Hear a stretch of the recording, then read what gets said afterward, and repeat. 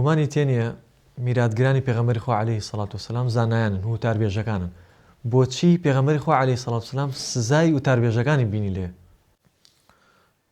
طبعا هەندێک لە وتاربێژان کە لە ڕۆژی قیامەتا پێغەمبەر صلی الله عليه وسلم باسێکا فەرمێ رأيت ليلة أسري بي رجالا تقرض شفاههم بالمقاريض لێویان بە کەتەر لەتلت ئەکرا.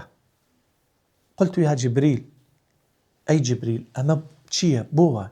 قال خطباء هؤلاء خطباء أمتك ئەوە هەندێک لە چیە؟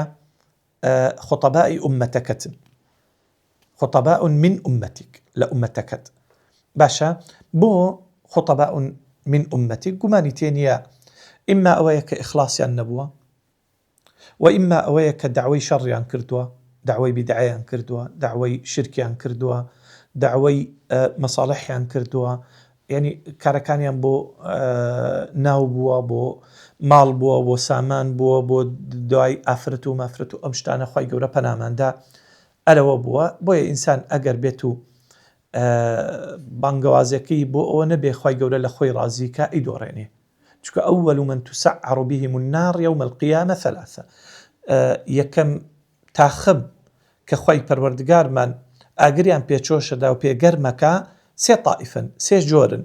جۆرێ لە جۆرەکان ئەوەیە کە فێری قورئانە بێ شارەزا ئەبێ لێهاتوو ئەبێ خەڵک فێرەکە هەوڵەدا شەو ڕۆژەدا دەمێکەوە بەڵام بۆ کێیە؟ بۆی پێ بڵێن قارئە، بۆی پێ بڵێن دەمخۆشە، بۆی پێ بڵێن لێهاتووە، بۆی پێ بڵێن زیرەکە.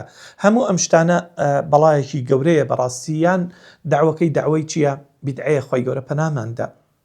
وازی لە منهەجی پێغەمبەر هێناوە صلی الله عليه وسلم دوای ڕێبازی ئەشخاص کەوتووە و ئاڕا کەوتووە خەڵکیشی هیلاک کردو و خەڵکیشی ماندوو کردووە لەگەڵ خۆیان بەڕاستی یان داوای شرکەکە پەنا بەخوای گەورە هەموو ئەمانە یان کارەکانی بۆ خوانیە بۆ چاوی خەڵکیە یان بۆ گوێی خەڵکیە بەڕاستی ئەمیش کارێکی خەتەرە خی گەورە پەناماندا.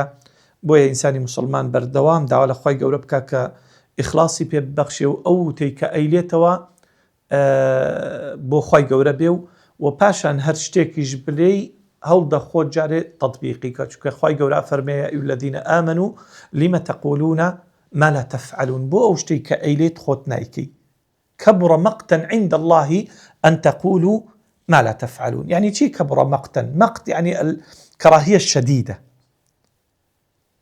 رقلبونيكي الزور بلام ليري عليك كبر مقتا يعني لك كراهية لا تربون الزور كيش زور تريش خاي قولة شيا ليان تورا إلواني كشيا كألين ونايكن با شي بلاي أم سردمة بلا سي زوري لو جورانية قسەی چاکەکە بەڵام کردەوە نییە خی گەورە پەناوەندە.